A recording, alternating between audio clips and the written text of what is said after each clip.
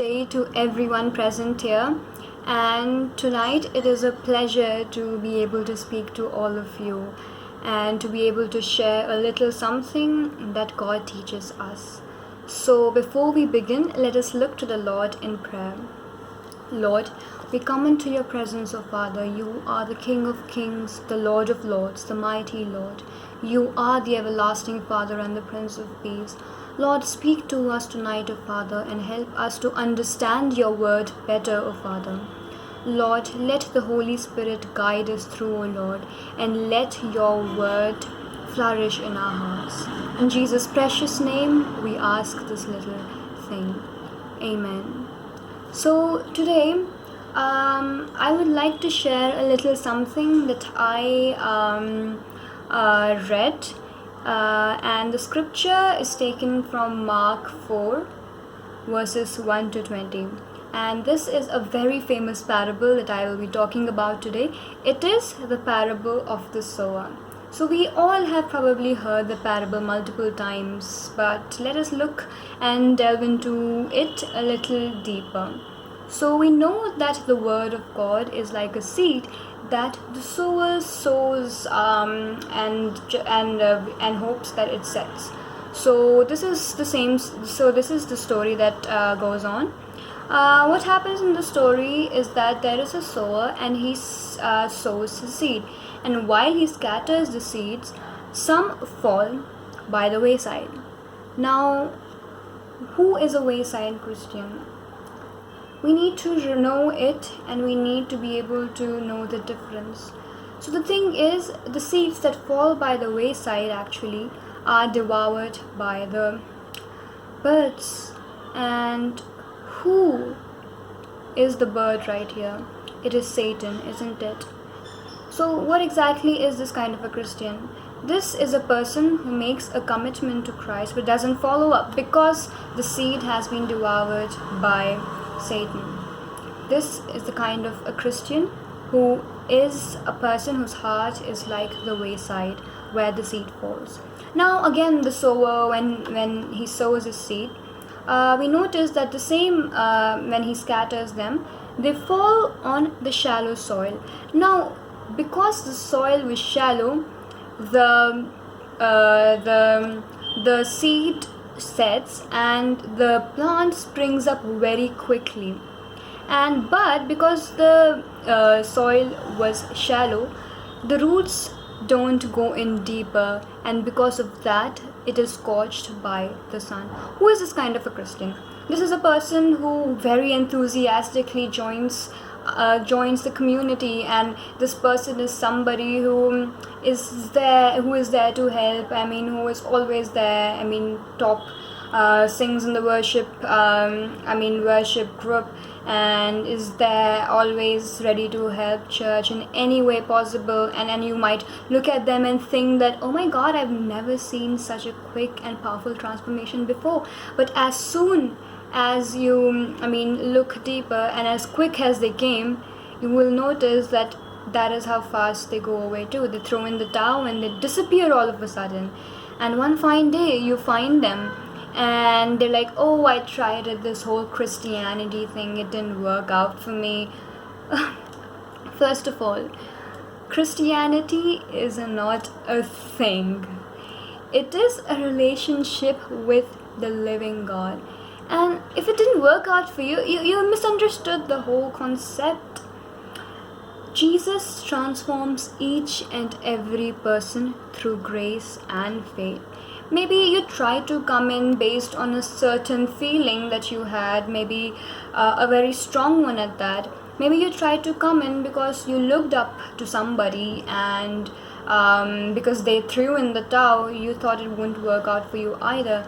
Maybe you were here because you thought that this might help you gain something, maybe in terms of your health or financially, and once the euphoria wore out, you disappeared. This is all hypocrisy. God never fails to fulfill his promises. You need to bring that root that settles down in Jesus Christ.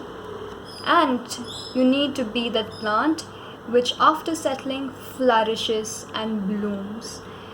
That is up to us as to how we decipher the word of God. It is not based on what others do, and our relationship with Christ has nothing to do with how others' relationship with Christ is.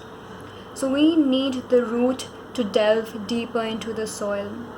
Now, some seeds, as we see, fall on the ground where the weeds choked it, because while the soil was scattering, there were many different kinds of grounds.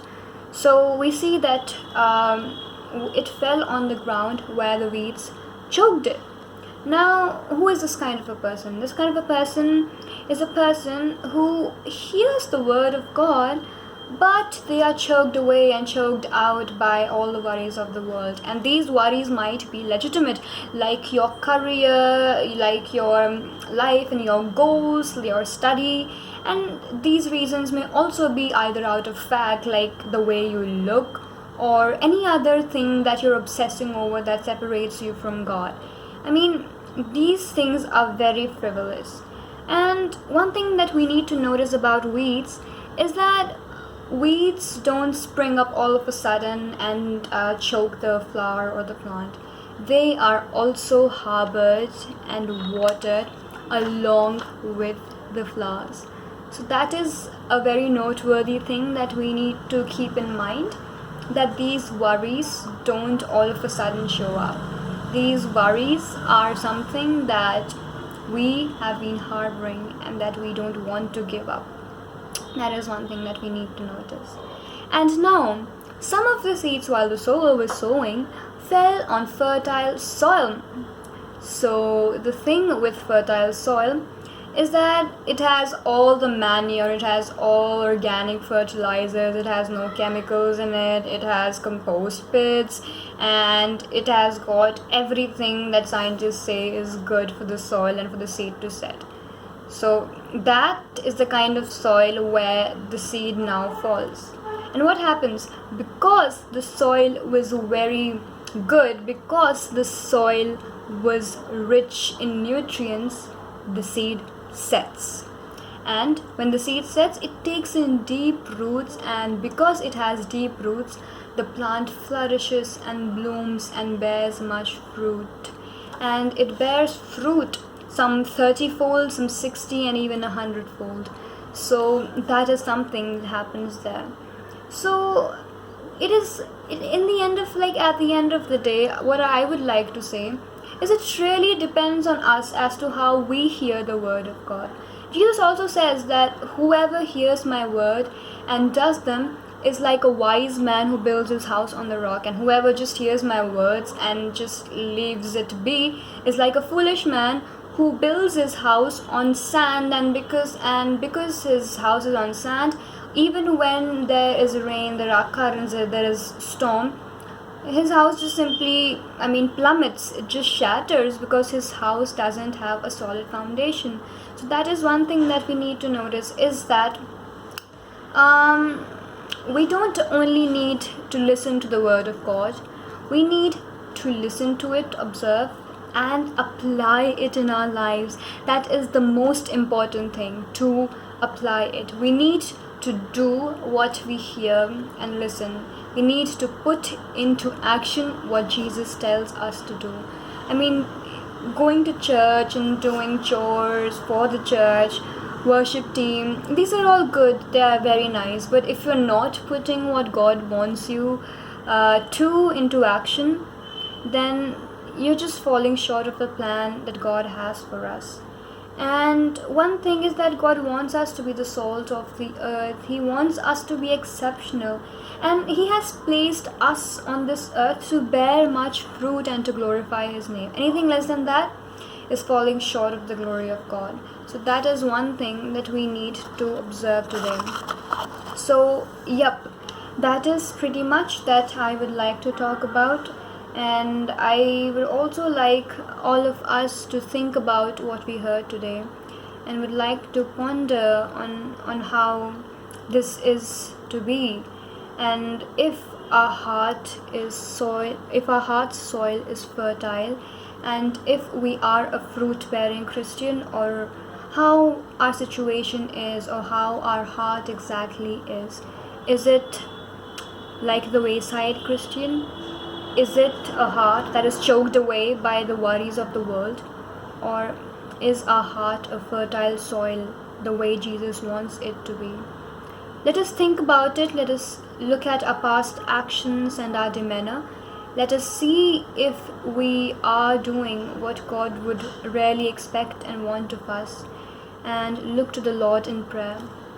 Lord, we thank you for this time that you gave us, O Father. We thank you for teaching us your word, and we thank you for enabling us to see more of it, O Lord.